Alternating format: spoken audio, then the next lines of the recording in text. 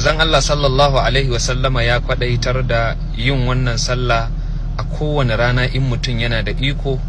Idan baya da iko duk juma'a, idan baya da iko a wata sau ɗaya, idan baya da iko a shekara sau ɗaya. Ma'ana alal akalli dai mutum yayi wannan sallah a shekara sau ɗaya. Yanda ake yin salatu tasbihi shine zaka yi nafila raka'a 4.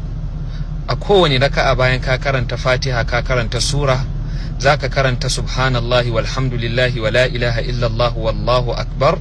Zaka karanta kafa 15 a tsaye bayan ka gama karatun Fatiha da sura.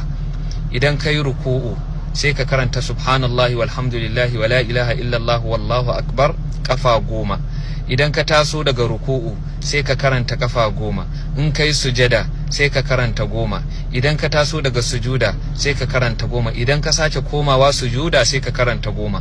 Sai ka sake miƙewa ka karanta Fatiha da sura, sannan ka karanta subhanallahi walhamdulillahi wala ilaha illallah wallahu akbar, sai ka karanta kafa 15 kamar dai yanda kai a raka'an farko. Haka zaka maimaita. A iya tsaye ne ake karanta kafa 15, amma a duk sauran ruku'u da sujuda da tasowa da zama duka ana karanta kafa 10 ne.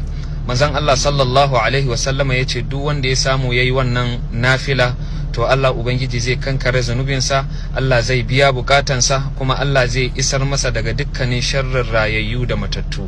Allah ubangiji ya ba mu ikon yi a cikin rayuwarmu albarkan manzon Allah sallallahu alaihi wasallama. Assalamu alaikum wa rahmatullah.